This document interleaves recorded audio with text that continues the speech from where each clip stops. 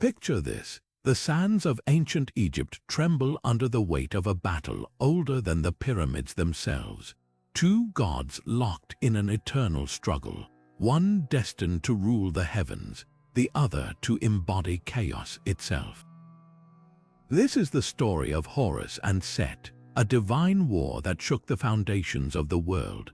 Their feud was no mere squabble.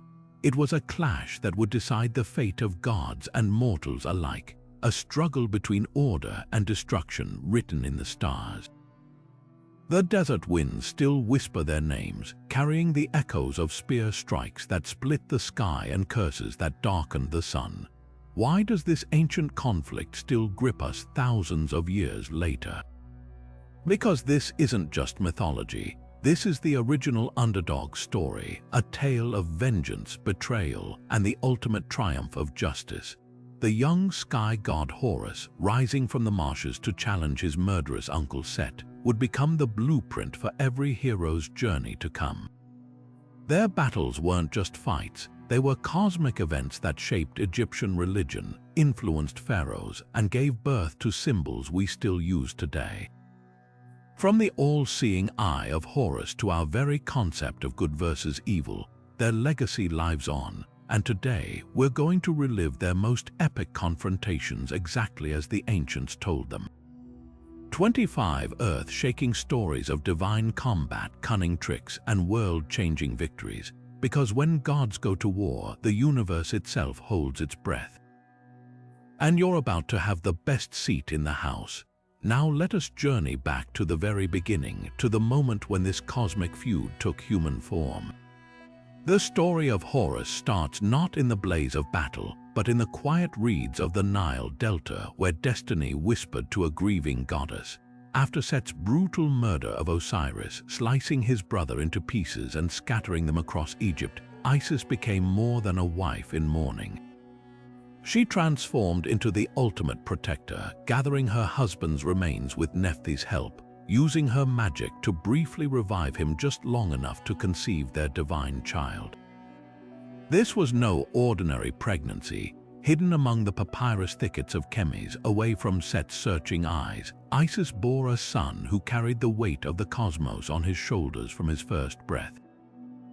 Horus entered the world as both prince and fugitive, his cries muffled by the marshlands that cradled him. The Egyptians called this place Chemis, a floating island sanctuary where Isis raised him in secret, weaving protective spells so dense that even the scorpions dare not sting him. Imagine this child god learning to walk on unstable riverbanks, his tiny hands reaching for eyebases as his mother taught him the names of every creature, every star. She didn't just hide him, she prepared him. By day, he mastered the language of herons and hippos. By night, Isis whispered stories of his father's throne, of Set's betrayal, and of the sacred duty that would one day fall to him. This was no sheltered upbringing. The marshes were a place of constant danger where crocodiles lurked in murky waters and sudden floods could erase entire islands. Yet it was here that Horus developed the cunning of a heron, the patience of a crocodile, and the piercing sight of the falcon he would later personify. Every brush with death sharpened him. When Set's demons sniffed too close to their hiding place, Isis would move them under cover of night, teaching Horus how to vanish like morning mist.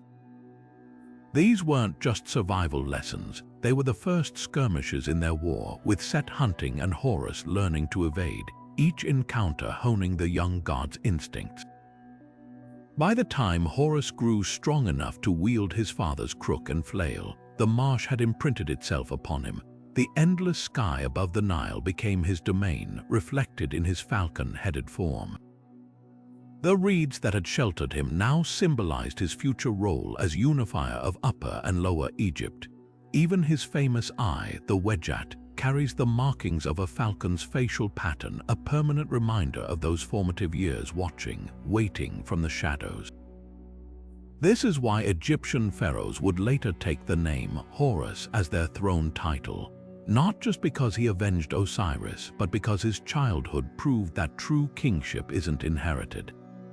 It's forged in adversity, tempered by wisdom, and earned through resilience. The marsh didn't hide a weakling, it nurtured a storm, but the marshes could not shield Horus forever.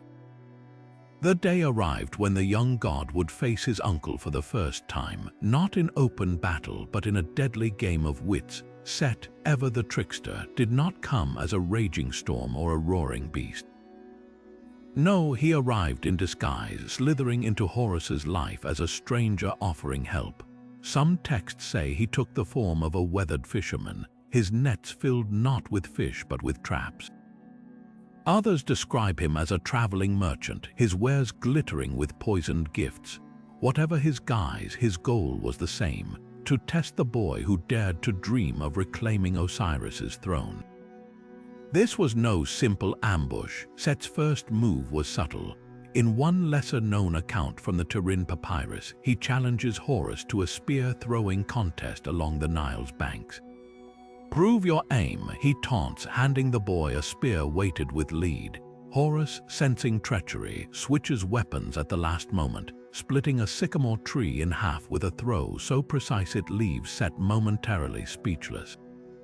Another version, carved into the walls of Edfu Temple, tells of Set flooding the marshes where Horus hunted, forcing him to navigate rising waters while crocodiles secretly summoned by Set lurked beneath. But the young god doesn't panic. He mimics the cry of a heron, scattering the reptiles, and rides the currents like the falcon he's destined to become. The most revealing encounter comes from a fragmentary text in the Berlin Museum. Here, Set invites Horus to a feast, offering wine laced with sleep-inducing herbs.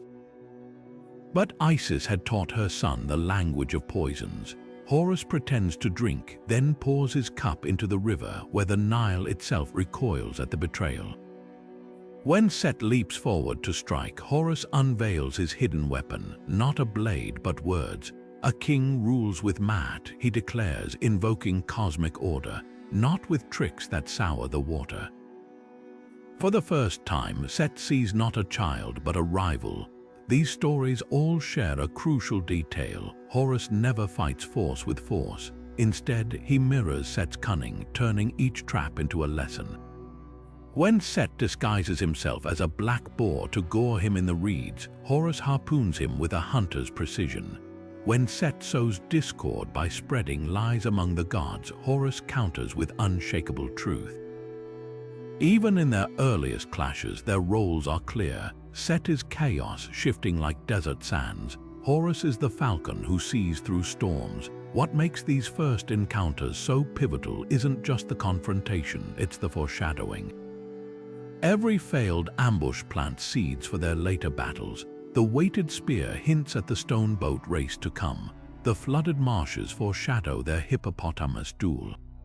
And that poisoned cup, a dark preview of the scorpion sting Isis would one day heal.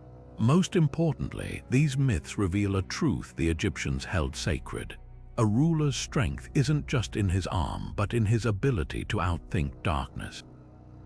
By the time Horus leaves the marshes, he isn't just Osiris's avenger, he's Set's equal.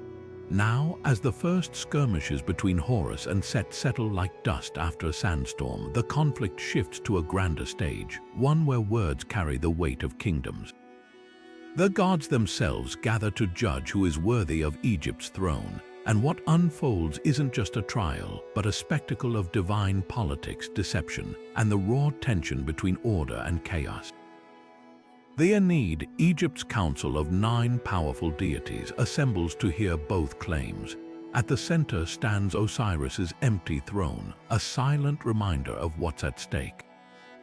Set, ever the provocateur, argues that strength alone should decide kingship. Chaos is the natural state of the world. He thunders, his voice like a crack of lightning.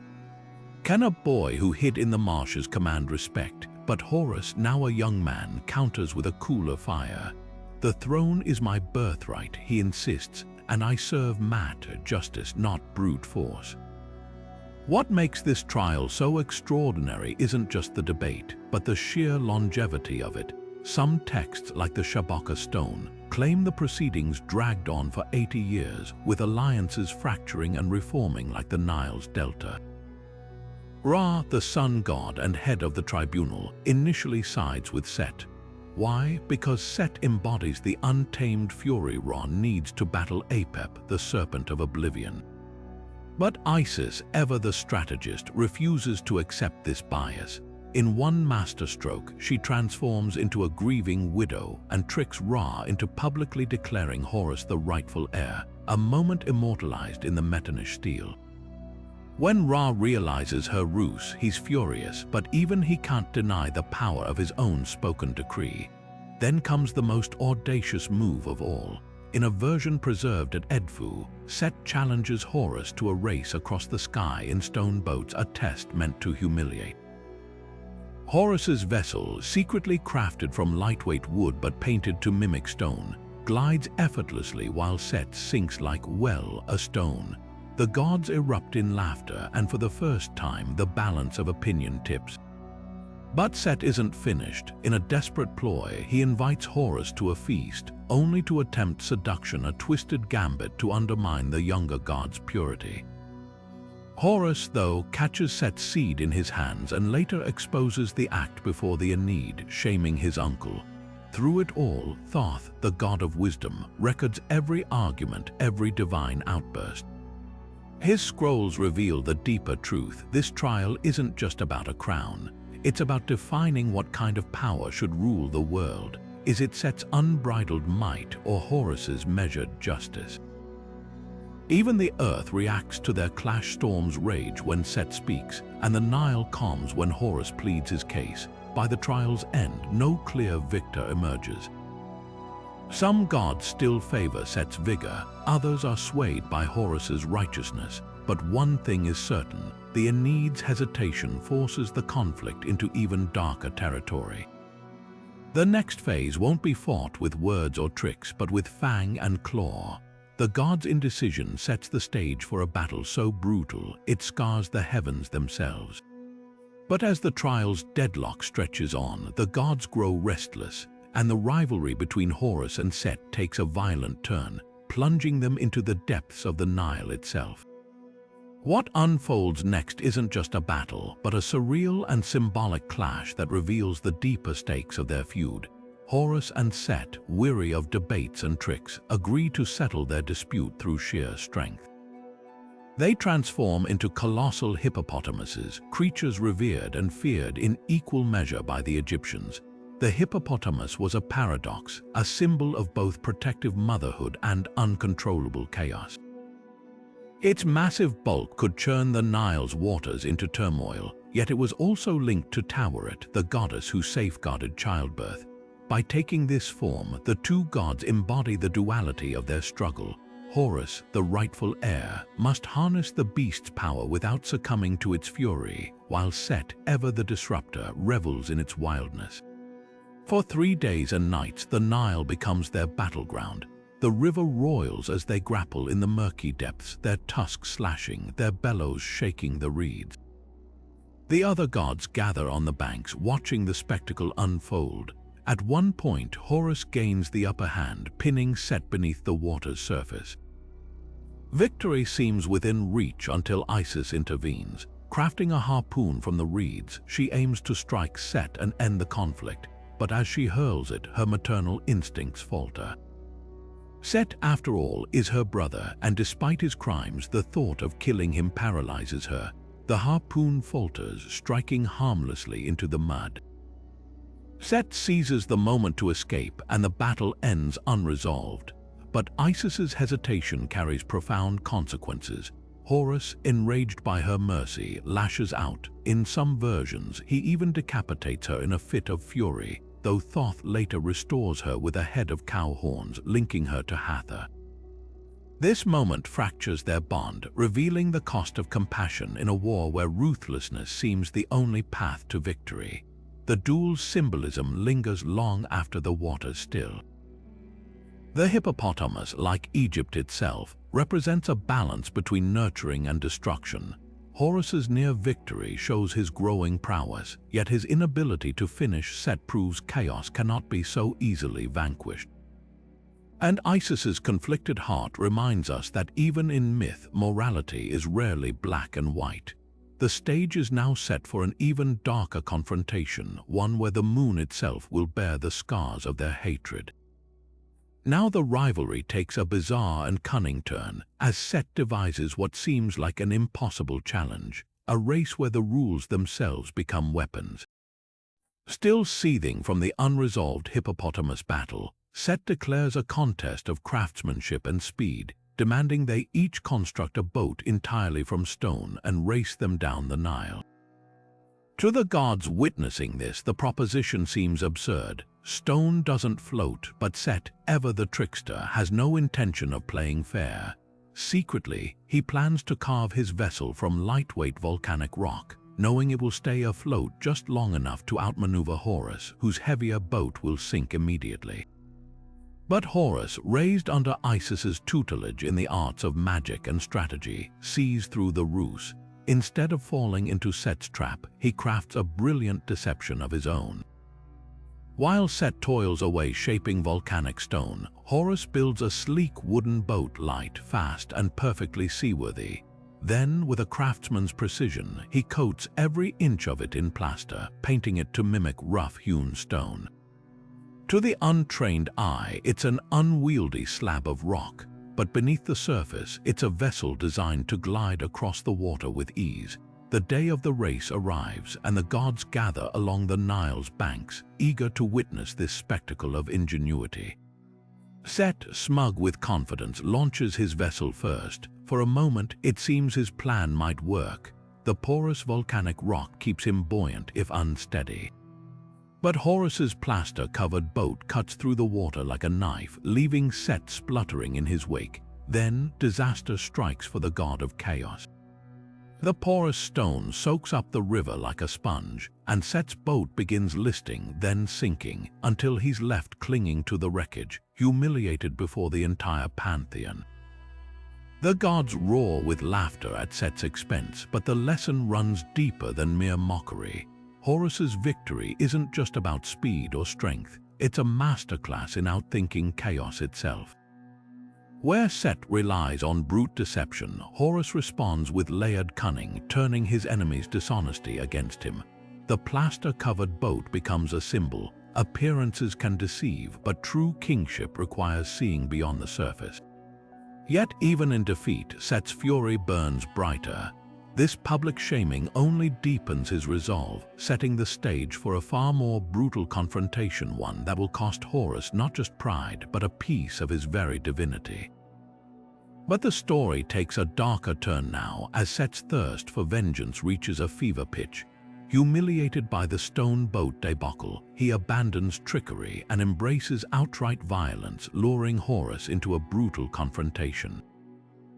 What unfolds is one of the most pivotal moments in their eternal struggle, a battle so fierce it alters the cosmos itself. The clash begins under the cover of a sandstorm, with Set morphing into his most terrifying form, a creature of claws and rage, his eyes burning like the desert sun. Horus, ever the divine falcon, meets him midair, their collision shaking the earth. The fight rages for days, their divine blood staining the sands, until Set seizes a moment of weakness. With a snarl, he gouges out Horus's left eye, the moon itself shattering its light into 64 fragments. The night sky goes dark as the eye, a symbol of royal power and celestial balance, is torn away. Yet even in this moment of agony, Horus's resilience shines. The god Thoth, master of magic and wisdom, intervenes. Gathering each shard of the shattered eye, he meticulously restores it through sacred incantations, not just healing it but imbuing it with even greater power. This restored eye, known as the Wedjat, becomes more than a physical organ. It transforms into a symbol of wholeness, a testament to sacrifice and rebirth. The significance of the Wedjat eye echoes far beyond this battle. In Egyptian art and religion, it appears everywhere on amulets, temple walls, and even the bows of ships, serving as a universal emblem of protection. But its deeper meaning lies in its duality. The restored eye represents the cyclical nature of the moon's phases, the constant struggle between injury and healing, loss and recovery. When pharaohs wore the wedjat, they weren't just invoking Horus's protection, they were embodying his endurance, his ability to turn suffering into strength. And here's the profound irony. Set's vicious act, meant to cripple Horus forever, instead elevates him. The wedjat becomes a cornerstone of Egyptian spirituality, a reminder that even the gods are not untouched by pain, but their power lies in how they transcend it. Yet for Set, this is no consolation. His momentary triumph only deepens his fury, setting the stage for an even more shocking act of retaliation, one that will redefine their conflict in ways no god could foresee.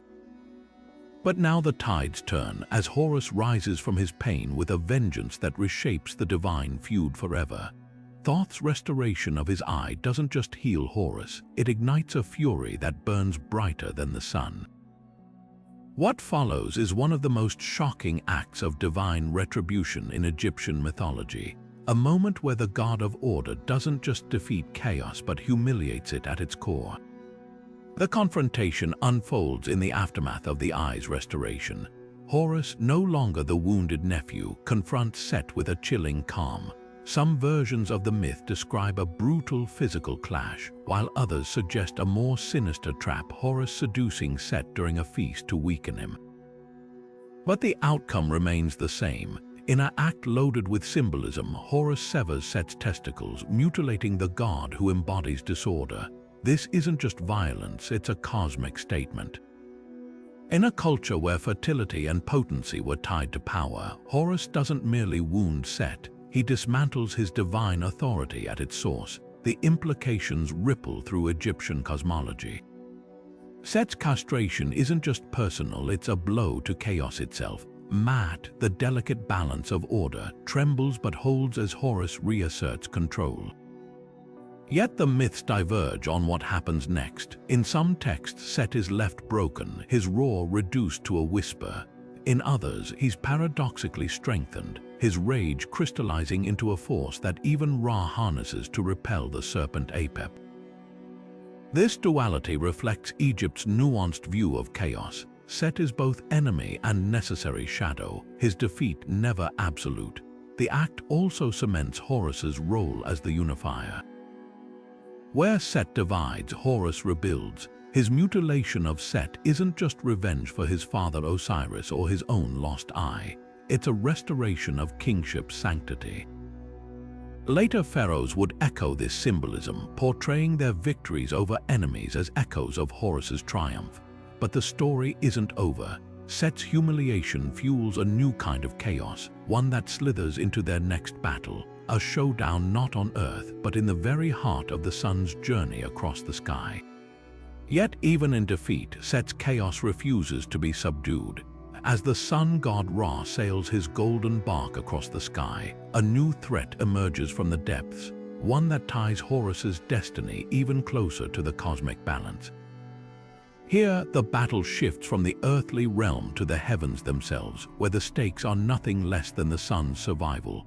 Set, ever the master of deception, takes on his most fearsome guise, a colossal serpent, coiled and venomous, lurking in the waters of the celestial Nile. This isn't just any serpent, it's a manifestation of pure chaos, a shadow so vast it threatens to swallow Ra's solar bark whole.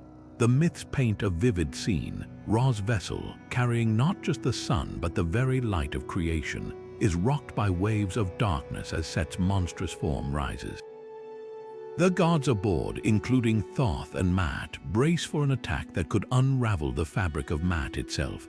But where chaos strikes, Horus answers. As the bark trembles, the falcon god soars from the deck, his spear gleaming with the light of the noonday sun.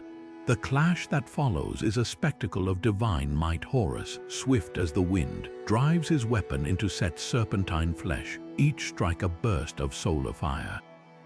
What makes this battle extraordinary isn't just the physical struggle, but the symbolism woven into every moment. Horus isn't merely fighting Set, he's defending the cycle of day and night, ensuring the sun rises anew.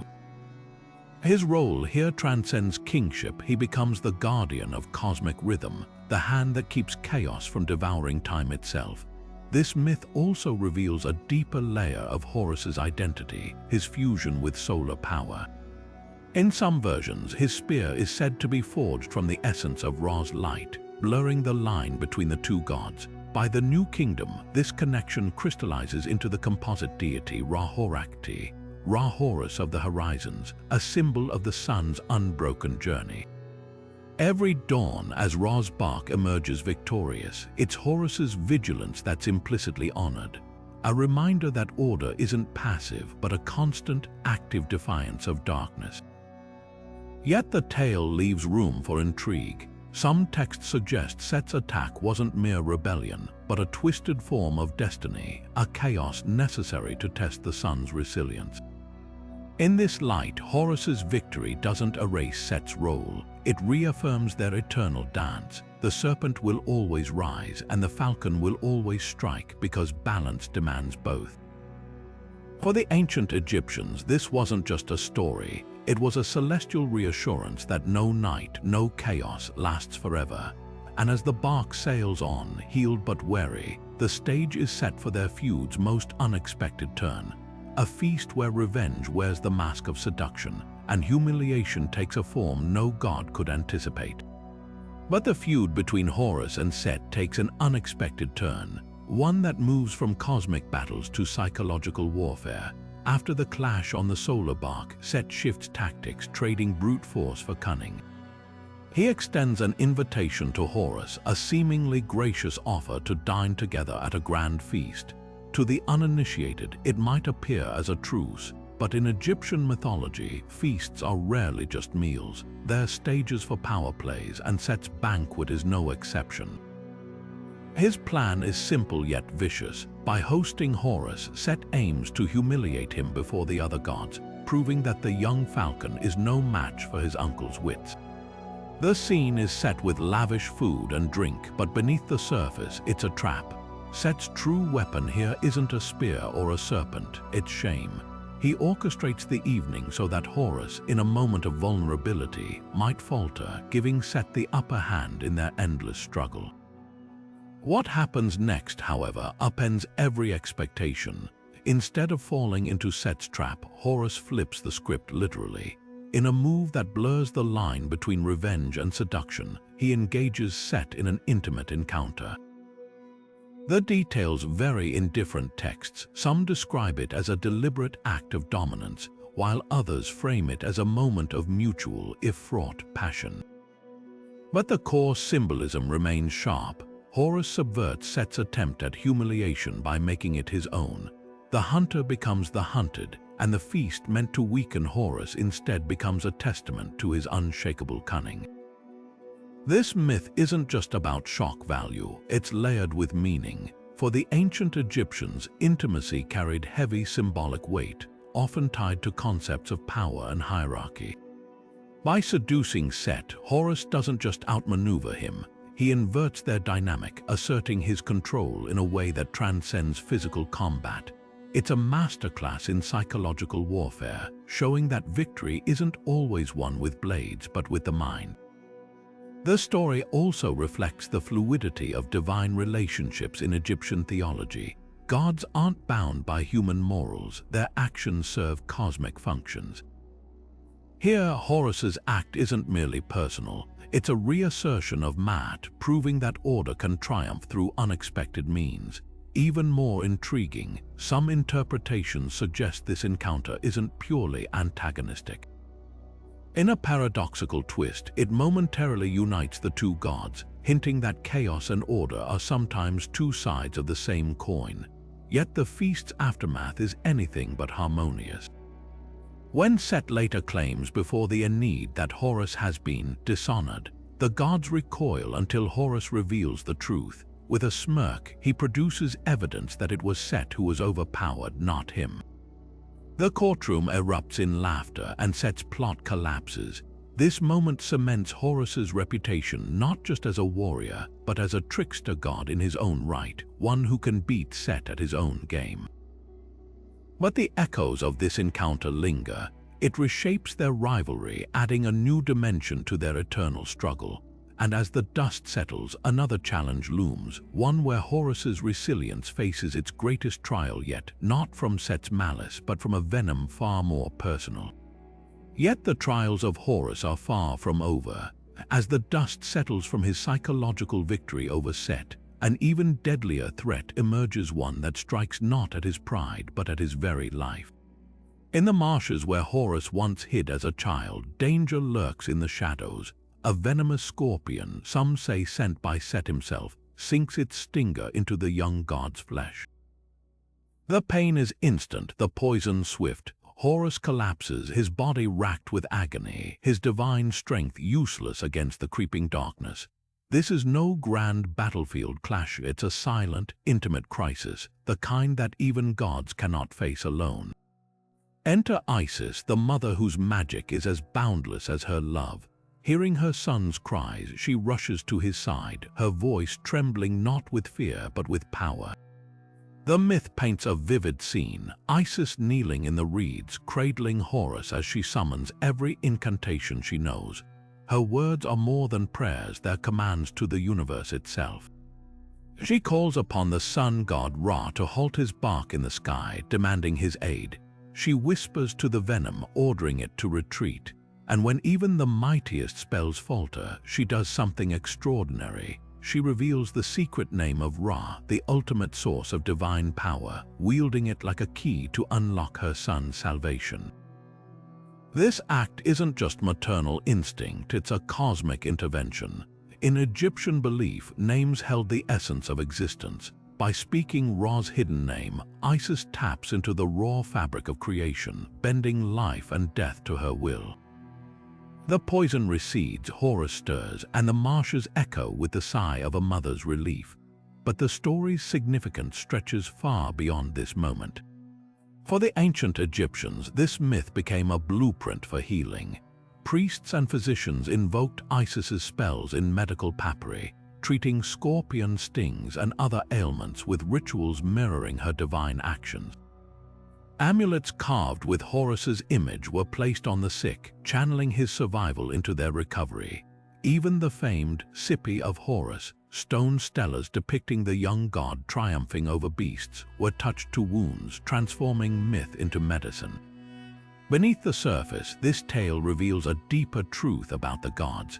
Isis's devotion shows that divine power isn't just about storms or wars, it's in the quiet, relentless force of a mother's love. Her magic doesn't come from domination, but from sacrifice and wisdom. And Horus, though a future king, is here a vulnerable child, reminding us that even gods need saving sometimes. Yet as Horus rises, healed and whole, the stage is set for his greatest battle yet, one that will pit him against Set not in shadows or Styx, but in the open sky where the fate of Egypt itself hangs in the balance. Now, the moment of destiny arrives. The feud that has simmered for years, the battles fought in shadows and swamps, finally erupts into the open sky. Horus, no longer the wounded child but a god in his prime, spreads his falcon wings and soars upward, his feathers gleaming like polished gold in the sunlight. Set, ever the embodiment of turmoil, transforms into a creature of nightmares, a serpentine beast with jagged teeth and storm-darkened scales, his roars shaking the heavens. This is no mere skirmish, it's the ultimate confrontation between order and chaos, a duel that will decide the fate of Egypt itself. The myths paint the battle with vivid strokes. Horus dives like a bolt of sunlight, his talons aiming for Set's eyes, the very symbol of perception and power. Set retaliates with whirlwinds, his serpentine body coiling around Horus, squeezing the air from his lungs. The sky becomes their battlefield, a canvas of clashing forces, lightning forks where their wings and tails strike, thunder rolls like the drumbeats of war. Below, the earth trembles, the Nile churns, even the gods pause in their celestial barks to witness the spectacle. But this battle isn't just physical. It's deeply symbolic. Horus, the falcon, represents the unbroken line of kingship, the clarity of the sun, the precision of the hunt. Set, the storm beast, embodies the untamed desert, the chaos that both destroys and renews. Their struggle mirrors the eternal dance of the cosmos, the rising sun scattering the night, the flood waters receding to reveal fertile silt. The Egyptians understood that chaos wasn't merely evil, it was necessary, but it had to be mastered. And Horus, with his father's legacy in his veins, is the one destined to wield that mastery. The turning point comes not with brute strength, but with cunning. In some versions, Horus feints left, then strikes right, plunging his spear into Set's thigh, a wound that mirrors the castration myth. In others, he tears out Set's testicles, a brutal but symbolic act that severs the god's chaotic fertility. The message is clear: order isn't just about victory. It's about containment, about drawing boundaries around the unruly forces of nature so life can flourish. As Set crashes to earth, defeated but not destroyed, the heavens still, the divine tribunal, watching from afar, finally declares Horus the rightful king. The people cheer, the gods nod in assent. Even Ra, who once wavered in his support, acknowledges the justice of this outcome. But the myths whisper a subtle truth: Set isn't erased. He's banished to the edges of the world, to the red lands where his storms can rage without drowning the fields. He remains, a reminder that chaos can never be fully vanquished, only held at bay. This duel's legacy echoes through history. Pharaohs would crown themselves as Horus on earth, their rule a reflection of that celestial victory. Temples like Edfu carved the battle into their walls, not just as myth, but as a sacred promise. Kingship means holding the line against disorder. And for the ordinary people, they saw in Horus's triumph a hope that light, however hard won, would always follow the storm. Yet the story doesn't end here. With Set's exile, a new chapter begins, one where Horus must step from warrior to ruler, from avenger to king. The skies may be calm, but the weight of the crown carries its own trials. With the storm of battle finally settled, the heavens themselves seem to exhale in relief. The moment Horus has fought for, bled for, and endured decades of trials to achieve is now at hand: his coronation as the rightful king of Egypt. The myths paint this scene with jubilant grandeur. The gods assemble in the Hall of Maat, their luminous forms casting prismatic light across the sacred space. Thoth, the scribe of the divine, inscribes the verdict into the annals of eternity, while Osiris, freed from the shadows of Juat, watches with solemn pride as his son kneels before the assembled pantheon. The crown placed upon Horus's brow isn't merely gold and lapis, it's the weight of a covenant. As the Shent, the double crown of Upper and Lower Egypt, settles onto his head, the unity of the two lands is made manifest. The gods roar their approval. Hathor shakes her sistrum in celebration, its chimes echoing like celestial laughter. Even the hesitant Ra, now convinced of Horus's righteousness, offers a blessing, his solar bark pausing in its endless journey to bathe the new king in molten gold light. But the true magic of this moment lies beyond the divine spectacle. On earth, the people of Egypt, farmers, scribes, and priests alike, lift their hands in exultation. To them, Horus's victory isn't just a myth, it's a promise. The floods will come, the crops will grow, the borders will hold, because their king, their living Horus, embodies the same unbreakable order that just triumphed in the heavens. This is why the coronation myth resonated so deeply in Egyptian culture. It wasn't merely storytelling, it was theology woven into the fabric of daily life. Pharaohs understood this sacred symbiosis. For over 3,000 years, every ruler of Egypt would take the name Horus as their first royal title, engraving it into temple walls and obelisks. The famous Nama palette, one of the earliest political documents in history, shows this connection vividly: a king smiting his enemies while a falcon Horus hovers above, clutching the land's foes in its talons. The message was unmistakable. The pharaoh didn't just rule. He was Horus incarnate, the divine will made flesh, and his coronation was a reenactment of that primordial moment when chaos yielded to order. Yet the coronation carries a quiet irony. Horus, who spent his life avenging his father, now becomes the very image of him, enthroned, majestic, and bound by duty. The myths hint at this bittersweet transformation. In some temple reliefs, a shadow passes over Horus's face as the crown touches his brow, as if he senses the solitude of kingship. But then the moment passes, the drums resume, the people chant, and Horus rises not as a warrior but as a sovereign, the first link in a chain that would bind heaven and earth for millennia to come. This sacred theater of legitimacy didn't end with the gods. Every coronation ritual in Egypt, from the Old Kingdom to the Ptolemaic era, mirrored Horus's divine ascension. The new pharaoh would reenact the uniting the two lands ceremony, symbolically stitching Upper and Lower Egypt together just as Horus had done. Priests would recite the Litany of Horus, invoking his protection over the realm. And in the temple of Edfu, the entire coronation myth was carved into stone, not as a relic but as a living blueprint for power. The lesson was clear: to wear the crown was to shoulder the covenant. A pharaoh who ruled unjustly, that wasn't just bad politics, it was heresy, a betrayal of the cosmic balance Horus had fought to establish. And so, long after the last temple fell to sand, the echo of that crowning moment endures. It whispers in the artifacts we uncover, in the hymns we decipher, and most powerfully, in the unbroken human yearning for light to triumph, not just in myths but in the rulers we choose to follow. Now, as the celebrations fade and Horus assumes his throne, the question lingers: what becomes of the defeated? Set's fate, like so much in Egyptian myth, is a tapestry of contradictions. One will unravel next. But as the dust of battle settles, an intriguing question lingers. What becomes of the vanquished? The fate of Set, god of chaos and storms, is as complex as the desert winds he once commanded.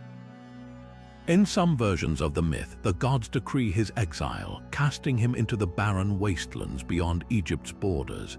Here, in the scorching sands where no crops grow, Set becomes a solitary figure, howling his rage into the emptiness. Yet even in exile, he isn't powerless. The Egyptians knew better than to dismiss chaos entirely. Storms, after all, bring both destruction and the life-giving rains of the inundation. In this version, Set's banishment isn't just punishment, it's a containment strategy, keeping chaos at arm's length but never fully erasing it, because without it, order itself would lose all meaning. Other texts, however, offer a startling twist. Instead of exile, Set is recruited by none other than Ra himself. The sun god, ever pragmatic, recognizes the brute strength of his old adversary. Who better to stand at the prow of the solar bark, spear in hand, to fend off the serpent Apep each night? Thus, Set is transformed into a reluctant guardian, his fury redirected against the greater enemies of man. This version reveals a profound truth about Egyptian theology. Even the darkest forces could be harnessed for balance. Set's violence, once turned against Horus, now becomes a tool to protect the cosmic order he once sought to unravel. Perhaps the most unexpected ending comes from late-period myths, where Horus and Set reach an uneasy reconciliation.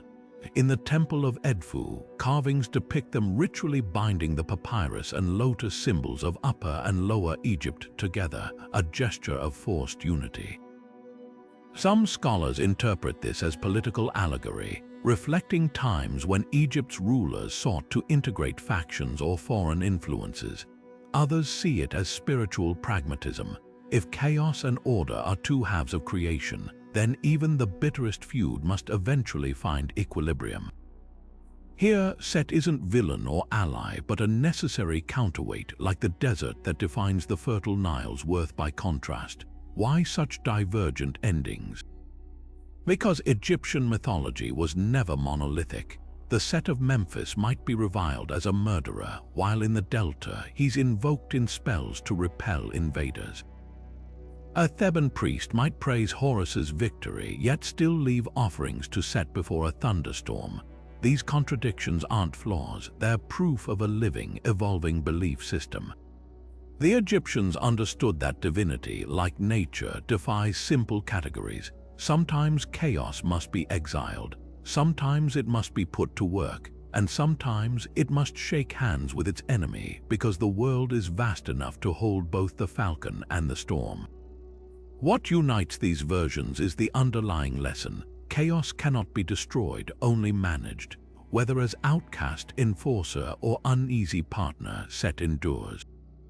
And in that endurance, he reminds us that even in victory, Horus's reign is never absolute. The desert still creeps at the edges of the fields, the storms still gather.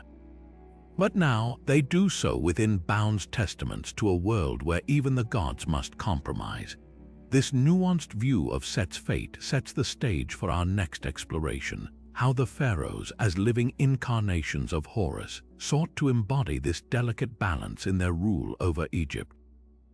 Now we turn to the sands of history, where the myth of Horus leaves the realm of gods and steps into the world of mortal rulers. For the ancient Egyptians, the pharaoh wasn't just a king, he was the living embodiment of Horus himself, a divine presence walking among men. This sacred connection was more than symbolism. It was the very foundation of Egypt's political and spiritual order, woven into every coronation, every temple relief, and even the names by which rulers were known. Consider the powerful imagery of the Nama palette, one of the earliest artifacts showing this bond. Here, the pharaoh, likely Nama, wears the twin crowns of Upper and Lower Egypt, striking down enemies just as Horus vanquished Set. His pose mirrors the falcon god's dominance, literally holding adversaries by the hair as Horus once gripped the serpent of chaos. This wasn't mere artistry. It declared that the pharaoh didn't just represent Horus, he was Horus, the unifier of the two lands, his authority as unshakable as the gods themselves. The tradition deepened over centuries. Pharaohs like Djoser of the Third Dynasty took the Horus name as part of their royal titulary, etching it atop monuments at Saqqara. Ramesses II, the great builder, went further. His cartouches often showed him crowned with the falcon-headed headdress, while temple walls at Abu Simbel depict him receiving blessings directly from Horus, blurring the line between mortal and divine. Even Hatshepsut, one of Egypt's rare female rulers, mastered this symbolism. Her statues and reliefs show her wearing the traditional false beard and kilt of kingship, with inscriptions carefully referring to her as the female Horus, proving that the god's mantle could adapt to uphold her unprecedented reign. But how did this belief shape daily rule? Texts like the Pyramid Answers reveal pharaohs speaking as Horus in ritual contexts, promising to hold the rope at the prow of the solar bark, just as the god did. When Amenhotep III celebrated his jubilee, he didn't just mark years on the throne. He reenacted Horus's coronation, symbolically renewing the covenant between heaven and earth. And in times of crisis, like the Hyksos invasion, rulers like Ahmose I framed their victories as echoes of Horus's triumph over Set, rallying the people under a banner of divine justice. The legacy wasn't static. By the late period, pharaohs like Nectanebo II faced foreign pressures, yet still leaned heavily on Horus imagery in their shrines at Beit el-Haga. Even the Ptolemies, Greek outsiders, grasped its power. Cleopatra VII, though Macedonian by blood, was depicted suckling her son Caesarion as Isis did with Horus, a visual claim to dynastic legitimacy that resonated across cultures. What made this connection endure? Because it answered a primal need. The pharaoh as Horus wasn't just a ruler, he was the guarantor of mat justice, harmony, the Nile's floods, and the sun's daily rise. When drought or invaders came, people didn't blame the system. They trusted that, like Horus before him, their king would restore balance, and that faith, carved into stone and written on papyrus, outlasted empires. As we trace this divine kingship, another layer emerges. The pharaohs didn't just borrow Horus's imagery, they inherited his greatest challenge, the eternal dance with chaos. Which brings us to the next chapter of our tale, where temples rise not just as places of worship, but as battlegrounds for the soul of Egypt. Now let's step back and see the bigger picture, because the clash between Horus and Set wasn't just a standalone feud. It was the explosive climax of a story that began with betrayal, death, and a mother's undying love. The Osiris myth is the backbone of their conflict, a tale so central to Egyptian beliefs that it shaped everything from funeral rites to the pharaoh's right to rule.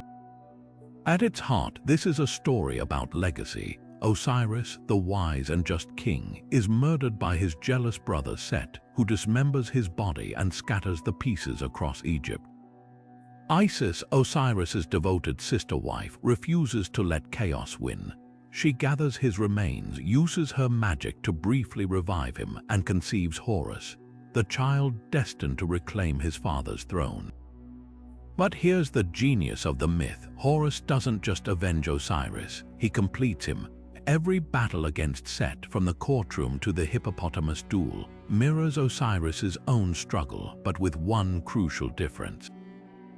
Where Osiris fell, Horus rises. Where Osiris was passive in death, Horus is relentless in life. This cyclical nature was deliberate. The Egyptians saw time as a loop, not a line. The Nile flooded and receded yearly. The sun died each evening and was reborn at dawn. Osiris's murder wasn't just a tragedy, it was a necessary step toward renewal, and Horus's victories ensured that renewal could happen. Tomb paintings often show Osiris enthroned in the underworld, watching as Horus defeats Set above, a visual reminder that justice spans both worlds. Even the famous contendings of Horus and Set trial, where gods debate who should rule, ends with Osiris speaking from Duat. His argument that Horus must win because only the sun can restore what the father lost. The resurrection theme runs deep. During the Koyak festival, priests performed Osiris's resurrection rituals using molded grain figures, literally growing life from death, just as Horus grew from Osiris's restored body. Farmers reenacted the myth by sowing seeds in Osiris-shaped beds, linking crop cycles to divine rebirth. And when pharaohs died, they weren't just mourned. They were called Osiris King, their souls merging with the god while their successor became the new Horus, continuing the cycle. But perhaps the most poignant layer is how Set fits in. He isn't a mindless villain. In some versions, after losing to Horus, he's forced to carry Osiris's solar bark, a poetic twist where chaos serves order. Even in defeat, Set plays his part in the cycle, proving that destruction and renewal are two sides of the same coin. This myth wasn't just entertainment. It was a blueprint. By tying Horus's battles to Osiris's resurrection, the Egyptians answered life's biggest questions. Why do good rulers die? How does order return after chaos? The answer: through the son who fights, the mother who mourns, and the father who waits beyond the horizon. And that's why this story was carved into temple walls and whispered in burial chambers, because it promised that no defeat is final as long as there's a Horus to rise. Now, as we move from myth to worship, consider how these beliefs weren't just stories, they were stone and ritual, alive in the very places where Egyptians sought the god's favor. Shifting our focus from myth to sacred space, let's explore how the Egyptians transformed these epic tales of Horus into tangible acts of worship. The cult of Horus wasn't confined to scrolls or bedtime stories. It rose in towering stone monuments where smoke from offerings curled toward the heavens. Chief among these was the Temple of Edfu, a sandstone masterpiece along the Nile that stood as the spiritual home of Horus the Avenger for over 2,000 years. Walk through its mammoth gateway and you'd enter a world where every column and corridor whispered of divine vengeance. The walls at Edfu weren't just decorated, they were instructional. Vivid reliefs showed Horus spearing a hippopotamus symbolizing Set, a ritual reenacted annually by priests during the Feast of Victory. But here's what's fascinating: this wasn't mere theater. The Egyptians believed these carvings held magic. By ritually killing the hippopotamus effigy, they reinforced cosmic order in real time, ensuring chaos never gained the upper hand. Deeper within the temple lay the naos, the holiest chamber housing Horus's golden statue. Only the high priest could enter, tending the god as one would a living king. Each morning he bathed the statue, dressed it in linen, and presented offerings of beer, bread, and roasted meat. These weren't symbolic gestures. Egyptians saw the statue as a vessel for Horus's actual presence, a belief so strong that temple contracts specified penalties if priests skimmed offerings for themselves. Yet Horus's worship wasn't static. By the New Kingdom, you'd hear priests invoke Ra-Horakti, a fusion of Horus and the sun god Ra. This wasn't just political expediency. The merge reflected deeper theological shifts. As Horus of the horizon, he became the rising sun itself, linking his battles with Set to Ra's daily victory over the serpent Apep. Temples adjusted their iconography accordingly. At Kam Ombo, a unique double sanctuary honored both Horus the Elder and the Younger Avenger, acknowledging his dual roles across Egyptian history. Even foreign rulers adapted Horus rather than erase him. When the Ptolemies renovated Edfu, they kept the core rituals but added Greek inscriptions alongside hieroglyphs, proof that conquerors saw more value in adopting Horus than opposing him. His imagery persisted into the Roman era, where legionaries wore amulets of Horus's eye for protection, centuries after Egypt's last native pharaoh. What makes this worship enduring wasn't just its scale, but its intimacy. Farmers scratched prayers to Horus on Ostraka before planting, mothers tucked his amulets into children's cradles, and sailors painted his falcon on prows before Nile voyages.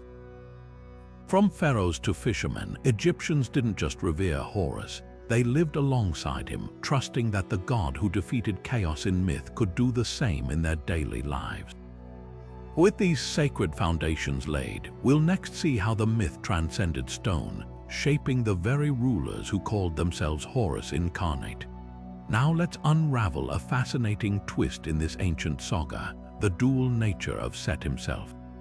While we've seen him as Horus's ruthless adversary, the Egyptians understood chaos differently than we might expect. Set wasn't merely a villain to be vanquished. In the grand tapestry of their cosmology, he played a role as vital as the Nile's floods, destructive yet indispensable. Picture the desert winds howling across Egypt, scouring the land with blistering heat. These were Set's domain, and while they brought drought, they also carved trade routes and revealed hidden oases. Even his infamous storms, though terrifying, nourished the soil with rare bursts of rain.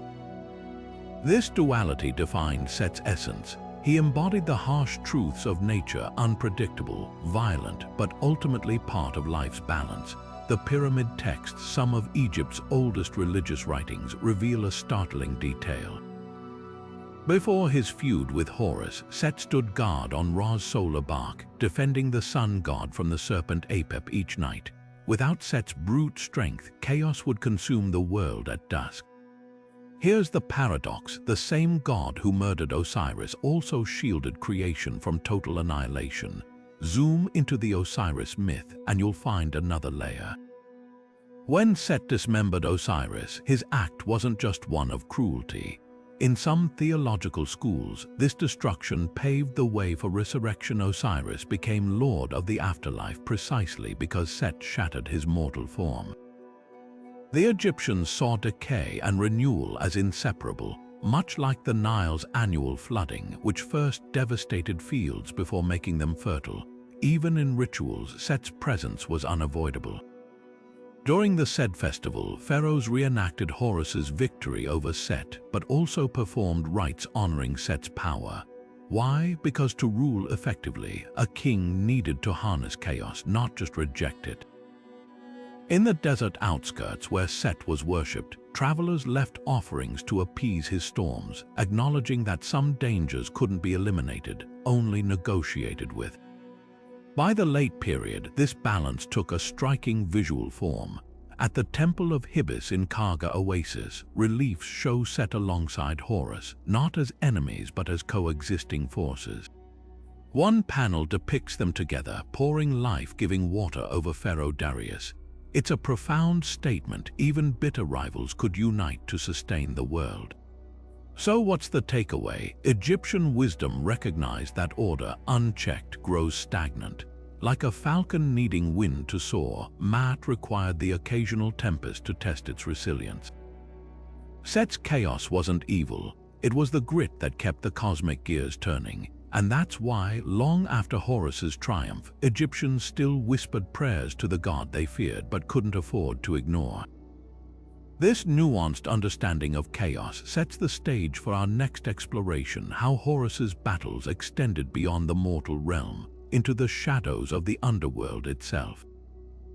As we venture deeper into the mysteries of Horus, let's descend into the shadowy realm of Juat, the Egyptian underworld, where his role takes on a surprising new dimension. Beyond his battles with Set and his throne-winning triumphs, Horus served as a fierce guardian of the dead, standing between lost souls and the horrors lurking in the afterlife's depths. Imagine the Juat not as a silent grave but as a treacherous landscape, where serpentine demons like Apep's kin slithered through darkness, eager to devour unprepared spirits. Here, Horus wasn't just a sky god, he became a psychopomp, a guide armed with a falcon's sight to navigate the underworld's labyrinthine passages. The coffin texts, ancient spells meant to protect the deceased, depict him with a spear in hand, his left eye, the restored Wedjat, glowing like a lantern to illuminate the way. One chilling tale from the Book of the Dead tells of Horus rescuing a soul trapped in the Hall of Double Maat, where the heart's weight is judged against the feather of truth. When a demonic beast threatens to consume a righteous but fearful spirit, Horus intervenes, invoking his father Osiris's authority. "This one is under my wings," he declares, and the creature retreats. It's a poignant reminder that even in death, the living Horus, the pharaoh's divine counterpart, extended his protection to his people, but his battles below weren't just about brute force. In a lesser-known vignette from the Amjuat, a funerary text, Horus outwits a gatekeeper demon by reciting secret names of power learned from Thoth. Each name was a key, and with them, he unlocked safe passage for souls through the underworld's 12 perilous hours of night. This mirrors his earthly cunning against Set, proving that intelligence and divine will were as vital as strength in these cosmic struggles. The symbolism runs deeper. Horus's nocturnal journeys in Juat were tied to the moon's phases. His left eye, torn out by Set and healed by Thoth, waxed and waned as the lunar disk. Egyptians saw this as proof of his eternal vigilance. Even when the sun vanished, Horus kept watch. Priests performed rituals at midnight, calling on him to rise in the west like the moon, ensuring the dead wouldn't face oblivion alone. Archaeology offers tangible echoes of this belief. In tombs at Abydos, amulets of Horus's eye were placed over mummies' chests, not just for protection but as a beacon. The accompanying hieroglyphs whisper, "Let this eye lead you to the field of reeds," and in Saqqara, a fresco shows Horus gripping the hand of a departed scribe, pulling him gently toward Osiris's throne, a tender contrast to his warrior persona. Why does this underworld role matter? Because it completes Horus's identity. He wasn't solely a king or an avenger, he was a bridge between worlds. Just as he balanced chaos and order in life, he mediated between death and rebirth. And that duality, his falcon soaring in daylight, his eye glowing in the dark, captures the Egyptian genius for weaving opposites into a single, enduring truth, that even gods must walk in shadow to serve the light. With this understanding of Horus's hidden guardianship, we're ready to explore how his magic, especially the legendary Wedjat eye, became a lifeline for both the living and the dead. Now, let's unravel the mystical threads of Horus's magic, where divine power met everyday life in ancient Egypt. The Wedjat eye, that iconic symbol of healing and protection, wasn't just a myth, it was a tangible force woven into the fabric of existence. From amulets tucked into linen wraps to spells whispered over the sick, Horus's influence reached far beyond temples and tombs. Take the humble faience amulet, glazed in vibrant blues and greens, found clutched in the hands of mummies or strung around the necks of the living. These weren't mere decorations. Inscribed with the Wedjat, they acted as shields against the evil eye and misfortune.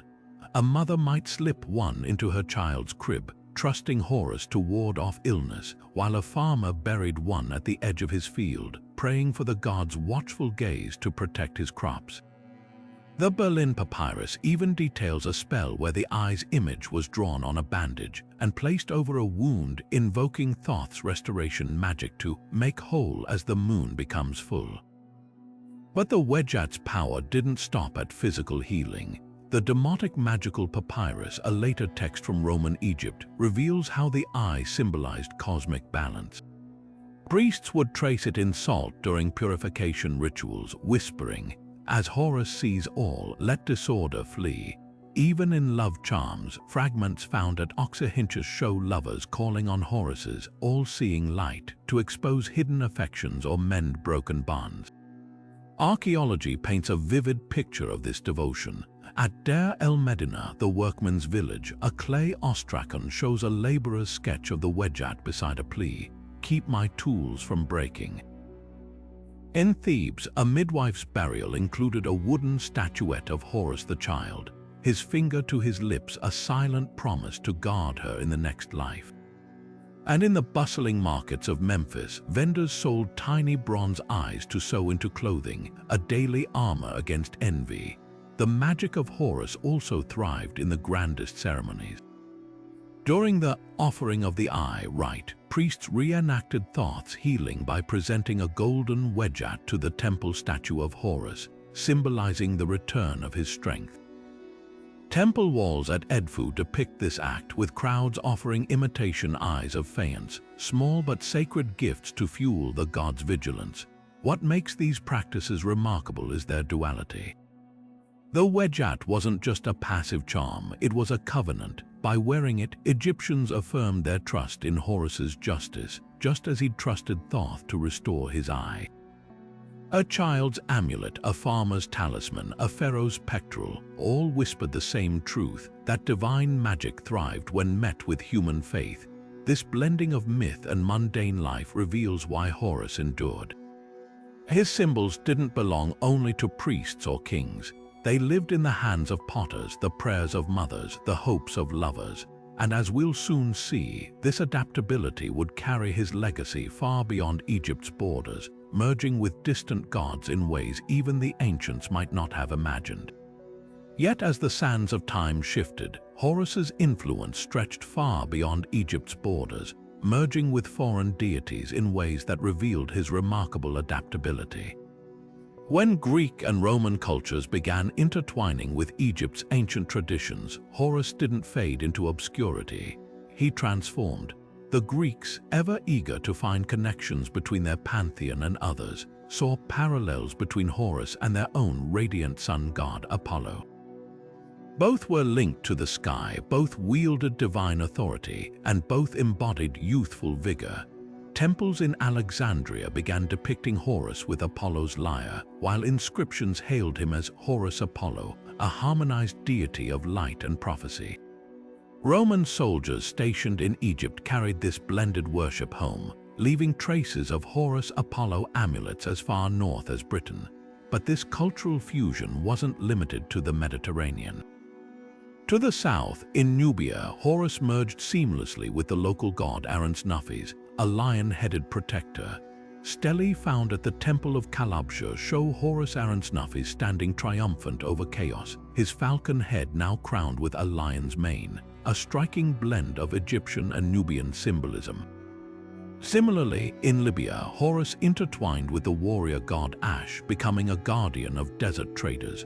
A fresco unearthed at the oasis of Siwa depicts Horus Ash with a spear in one hand and a merchant's scales in the other, embodying both martial strength and fair commerce. What makes these syncretisms fascinating is how they reflect local needs while preserving Horus's core identity. In Greco-Roman contexts, he became more cosmic, a celestial counterpart to Apollo. In Nubia, he took on a fiercer, more protective role, suited to a region often under threat. And in Libya, he adapted to the nomadic lifestyle, becoming a guide for those navigating harsh terrain. Each iteration kept his essence: justice, kingship, vigilance, while embracing new cultural layers. Archaeological finds tell this story vividly. A bronze statuette from Pompeii shows Horus Apollo holding a solar disk, his Greek chiton draped over traditional Egyptian garb. Meanwhile, a Nubian votive tablet portrays Horus Arensnuff is receiving offerings of arrows, a nod to local hunting traditions. Even Egyptian texts acknowledge these blends. The Edfu temple inscriptions mention Horus of Bacchae, referencing his worship in Nubia, while Herodotus noted Libyan rituals where Horus Ash was invoked for safe passage. This adaptability ensured Horus's survival long after Egypt's temples fell silent. By absorbing and reflecting the values of each culture he entered, he became more than an Egyptian god. He became a universal symbol of resilience. And as we'll see next, this duality extended even to his celestial nature, where he balanced the roles of sun and moon with effortless grace. Now, let's turn our gaze upward, to the skies where Horus's dual nature truly shines. He wasn't just a god of the sun or the moon. He embodied both, a celestial balancing act that mirrored the very rhythm of Egyptian life. By day, Horus soared as the radiant falcon, his wings spanning the heavens alongside Ra, the sun god. Their fusion, Ra-Horakti, Ra, Horus of the horizons, symbolized the sun's unyielding power, a force that vanquished darkness and upheld Maat, the cosmic order. Temples like Karnak celebrated this solar aspect, their obelisks piercing the sky like sunbeams, inscribed with hymns to Horus as the dazzling one who illuminates the two lands. But as daylight faded, Horus revealed another face, the moon. His left eye, torn out by Set and later restored by Thoth, became the Wedjat, the whole or healed eye. Unlike the sun's unrelenting blaze, the moon's gentle glow offered a different kind of magic. The Egyptians saw Horus's lunar eye as a protector in the night, its phases governing tides, crops, and even the passage of time. Medical papyri show the Wedjat eye drawn beside prescriptions, invoking Horus's healing touch. And in myths, his moon eye was a vessel of rebirth. Each waning and waxing mirrored Osiris's resurrection, a cycle of loss and restoration. This duality wasn't just poetic, it was deeply practical. Ancient Egyptian calendars hinged on both solar and lunar cycles. The solar year dictated the flooding of the Nile, while lunar months scheduled festivals like the Festival of the New Moon, where priests offered silver, a metal sacred to the moon, to Horus's effigies. Even his iconography reflected this balance. Amulets often paired the solar disk with the crescent moon, and temple reliefs showed Horus wearing both symbols, one atop his head, the other clutched in his talons. The complexity of this dual role reveals something profound about Egyptian spirituality. Horus wasn't confined to a single domain. He was a god of transitions, day to night, chaos to order, death to rebirth. A Middle Kingdom coffin text captures this perfectly. You are Horus of the sunrise, flooding the world with gold, and Horus of the sunset, whose silver eye measures the depths of the Duat. Yet this celestial dance wasn't without tension. Some myths hint at rivalry between Horus's solar and lunar aspects, as if the moon eye resented the sun's dominance. In one obscure tale from the Delta, the Wedjat eye accuses Ra-Horakti of stealing its hours, leading Thoth to mediate by adding 5 extra days to the lunar calendar. It's a fleeting glimpse into the Egyptians' nuanced view of divinity, not as static but as dynamic, even contentious. Archaeology brings this duality to life. A stunning pectoral from Tutankhamun's tomb shows Horus as a falcon with wings outstretched, one feather gold for the sun, the other electrum for the moon. Meanwhile, the Temple of Edfu's astronomical ceiling maps Horus's solar and lunar paths alongside constellations, a celestial blueprint. Even foreign observers took note. The Greek historian Diodorus Siculus wrote that Egyptian priests called Horus the keeper of two lights, a title that baffled him until he witnessed a ritual where priests masked half of Horus's statue, first the left, then the right, to mimic the moon's phases. Horus's celestial roles remind us that Egyptian gods were never one-dimensional. They thrived in contradictions, embodying the natural world's beautiful, often paradoxical harmony. And as we'll see next, this flexibility extended even to his most unexpected alliances, including a fleeting truce with his eternal foe, Set. Now, let's shift our focus to one of the most surprising twists in Egyptian mythology, the unexpected redemption of Set. For centuries, Set was the ultimate villain, the god of chaos who murdered Osiris and waged war against Horus. But as time passed, something remarkable happened. Set's role began to change. In later myths, we see him not just as a force of destruction, but as a protector, even a hero. Take the story of Ra's nightly journey through the underworld. Every night, Ra's solar bark sailed through the darkness, facing the serpent Apep, who sought to devour the sun and plunge the world into eternal night. In earlier tales, it was Horus who defended Ra, but in later texts, Set steps into this role. With his brute strength and ferocity, he becomes Ra's champion, spearing Apep and ensuring the sun's rebirth at dawn. This wasn't just a minor change, it was a complete reversal of Set's earlier character. Why did this happen? Part of it was political. By the late period, Egypt had faced waves of foreign invasions: Assyrians, Persians, Greeks. In times of chaos, gods associated with strength and defense became more valued, even if they were once seen as chaotic. Set, with his raw power, was reinterpreted as a necessary guardian. The same traits that made him terrifying, his rage, his unpredictability, now made him the perfect warrior against external threats like Apep. Theological shifts also played a role. The Egyptians had always understood that chaos had its place in the universe. Without storms, the Nile wouldn't flood. Without desert winds, the air wouldn't clear. In this light, Set's violence wasn't just senseless destruction, it was part of the natural balance. A text from the Temple of Hibis even describes Set as the one who repels evil, showing how his role evolved from enemy to enforcer of Maat. Archaeology gives us clues about this transformation.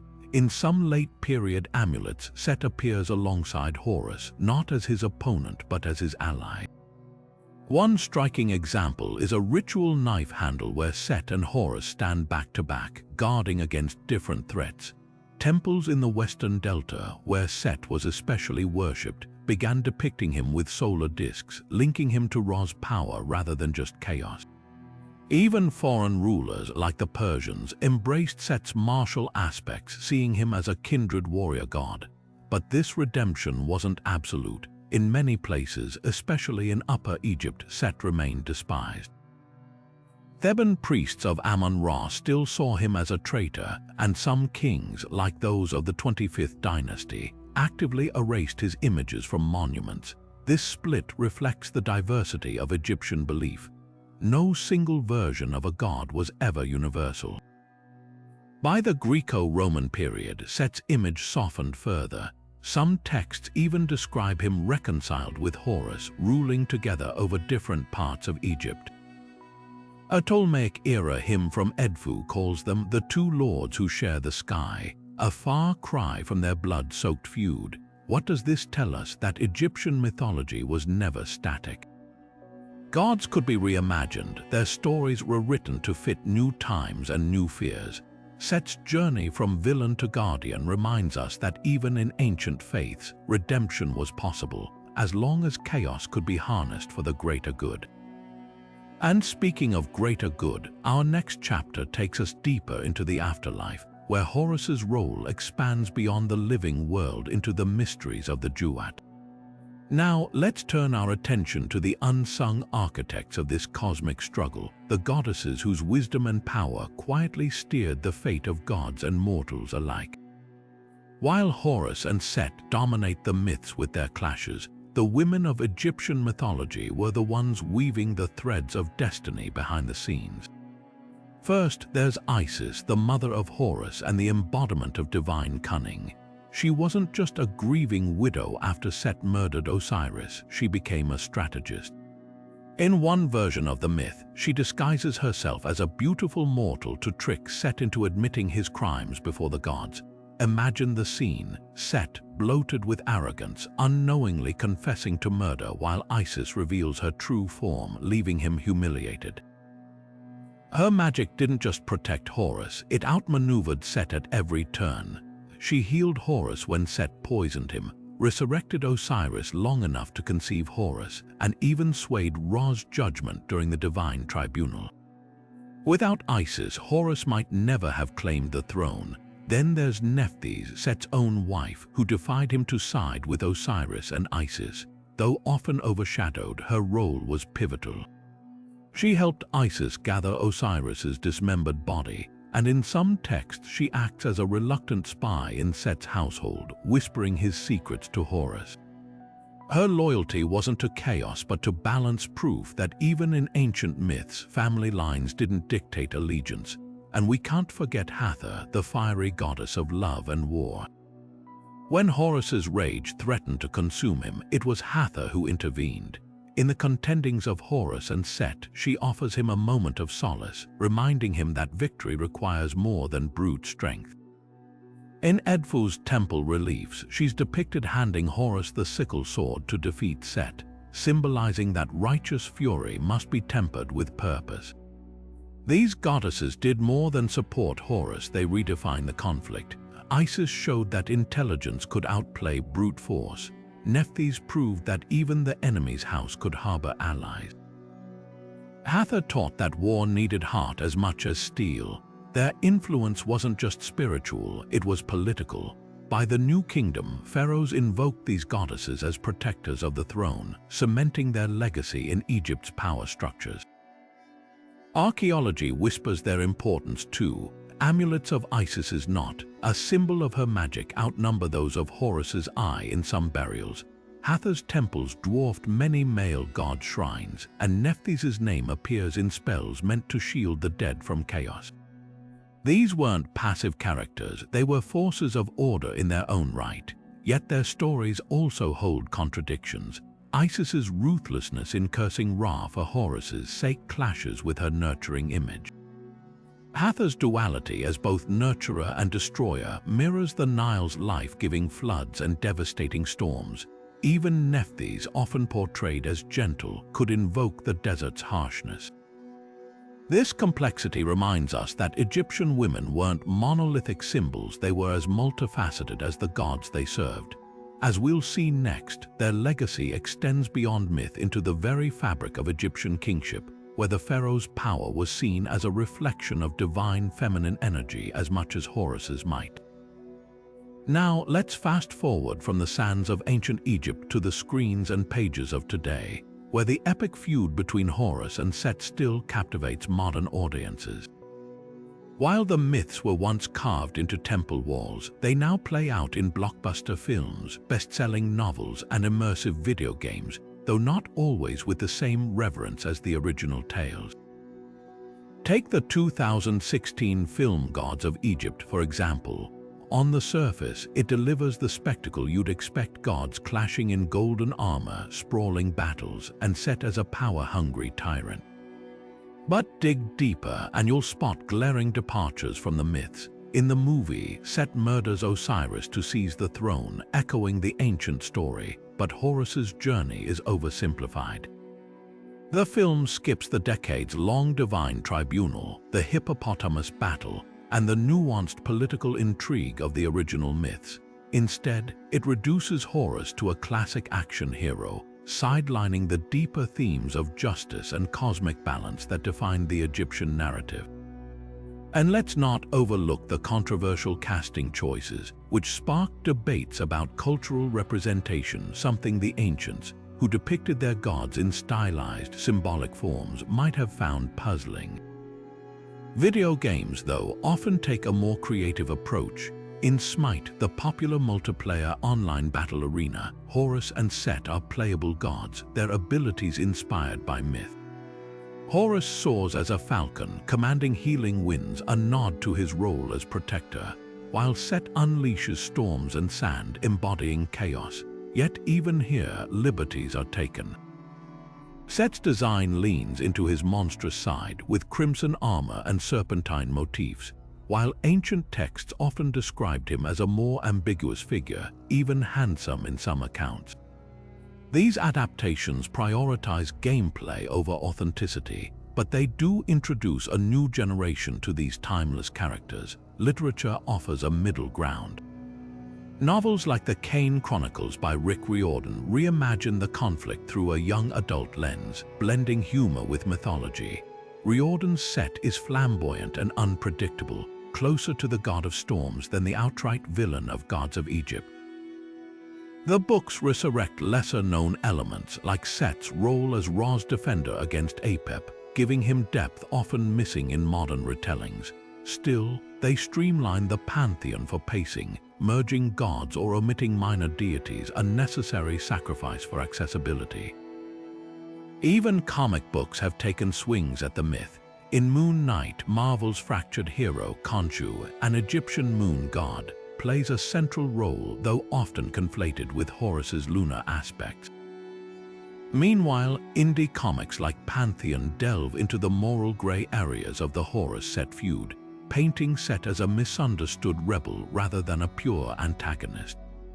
These stories highlight how modern creators grapple with the same questions the ancients did. Is chaos inherently evil or a necessary counterbalance to order? But here's the irony: many modern adaptations miss the heart of the original myths. Ancient Egyptians didn't see Horus and Set as simple heroes and villains. Their stories were about duality: the desert's harshness versus the Nile's fertility, the pharaoh's authority versus the people's needs. Modern media often flattens this into good versus evil, losing the subtlety that made these gods endure for millennia. That said, these reinterpretations keep the legends alive. When a gamer controls Horus in Smite or a reader roots for Set in a novel, they're participating in a tradition as old as Edfu's temple, inscriptions just with joysticks and paperbacks instead of stone carvings. The gods evolve, but their core struggle between order and chaos, legacy and rebellion remains timeless. Up next, we'll tie these threads together, exploring how Horus's victory wasn't just a mythological ending, but a blueprint for Egyptian kingship that shaped history itself. Now, as we reach the end of this journey through the battles and intrigues of Horus and Set, let's take a moment to reflect on what makes their story so enduring. This isn't just a tale of gods clashing in the heavens. It's a mirror held up to humanity itself. The struggle between Horus, the rightful heir seeking justice for his father, and Set, the embodiment of chaos and rebellion, goes beyond myth. It's about the balance between order and disruption, the cost of vengeance, and the fragile harmony of the cosmos. Think about how these themes resonate even today. When Horus fights to reclaim his throne, it's not just about power. It's about restoring Maat, the divine order that keeps the world from crumbling into chaos. And Set, for all his violence, isn't a one-dimensional villain. He's the storm that clears the air, the desert that tests resilience. The ancients understood that both forces were necessary, even if they were locked in eternal conflict. That's why their stories were carved into temples and whispered in rituals. They were lessons in how to navigate a world where light and shadow must coexist. From the brutal mutilations to the cunning tricks, from the courtroom of the gods to the final duel in the sky, every twist in this saga reveals something deeper. Horus's lost eye becomes a symbol of sacrifice and healing. Set's exile shows that chaos can be contained but never fully vanquished. And when Horus finally ascends the throne, it's not just a victory, it's a promise that justice, however delayed, will prevail. But here's the real magic: these myths didn't stay trapped in the past. They shaped an entire civilization. Every pharaoh ruled as the living Horus, carrying his legacy. Every temple ritual echoed his battles, and now, thousands of years later, we're still retelling them, whether in movies, games, or books. Proof that these gods aren't done speaking to us. So, what's your take? Which moment from this epic stands out to you? Was it Horus's cunning in the stone boat race, or Set's raw fury in the hippopotamus battle? Maybe it's the quieter twists like Isis's hesitation to destroy Set, showing that even revenge has its limits. Drop your favorite story in the comments. I'd love to hear which part of this saga resonated with you. And if you're hungry for more deep dives into mythology, hit that subscribe button and ring the bell so you don't miss the next adventure. After all, the world of ancient legends is vast, and Horus and Set are just the beginning. Thanks for joining me on this journey through sand and sky, chaos and order. Until next time, keep exploring the stories that shaped history, and maybe, like Horus, you'll find a bit of wisdom in the struggle. But before we close the book on Horus and Set entirely, there's one last layer to this ancient tale, a hidden thread woven into the larger tapestry of Egyptian myth. Let's pull on that thread and uncover the secrets of Horus's children, figures often overshadowed by their father's epic battles but no less fascinating. You might know Horus as the Avenger, the king, the falcon soaring through the heavens, but he was also a father, and his offspring played vital roles in the afterlife rituals that defined Egyptian spirituality. Take Imseti, Hapi, Duamutef, and Kebesenuf, the four sons of Horus. These weren't just minor deities, they were the guardians of the canopic jars, the sacred vessels that held a mummy's organs during burial. Each son protected a different organ, linking them to the resurrection beliefs central to the Osiris myth. Imseti watched over the liver, Hapi the lungs, Duamutef the stomach, and Kebesenuf the intestines. Together, they stood as sentinels between life and death, ensuring the deceased could reunite with their body in the afterlife. Now, here's where it gets even more intriguing. These four brothers didn't just appear out of nowhere. Some myths suggest they were born from the lotus flower, emerging from the primal waters of creation itself. Others tie them directly to Horus's own struggles, his battles with Set, the restoration of his eye, even his reconciliation with chaos. Their roles as protectors mirror Horus's broader duty as a defender of Maat, but on a deeply personal scale. Imagine it, the same god who faced down Set in the sky also fathered the deities who safeguarded the very essence of human mortality, and there's a poetic symmetry here. Just as Horus fought to piece together his father Osiris's scattered body, his sons ensured that no part of a mortal's body was lost to the underworld. It's a reminder that these myths weren't just grand cosmic dramas, they were also intimate, touching on the fears and hopes of everyday people. The canopic jars, inscribed with prayers to Horus's sons, sat in tombs for thousands of years, whispering promises of rebirth. So why don't we hear more about these four? Perhaps because their stories are quieter, woven into the rituals rather than the epics, but that's what makes them so compelling. They show us the other side of Horus, not just the warrior, but the progenitor of a legacy that stretched from the throne of Egypt to the tombs of its people. And if you think that's the end of the story, think again. The sons of Horus are just one piece of a puzzle that spans generations. What about Horus's other children, like the warlike god Hippopotamus or the mysterious goddess Iabit? The deeper you dig, the more connections you find, threads leading back to Isis, to Osiris, even to Set himself. But that's a tale for another day. For now, let's leave you with this. Every time you see an image of the canopic jars, remember the sons of Horus standing vigil. They're proof that even in the shadows of great myths, smaller stories wait to be told, stories that, in their own way, are just as epic. Want to explore more hidden corners of Egyptian mythology? Let me know in the comments, and don't forget to subscribe for the next deep dive. Who knows what other secrets we might uncover together? Until then, keep listening for the echoes of the old gods. They're closer than you think.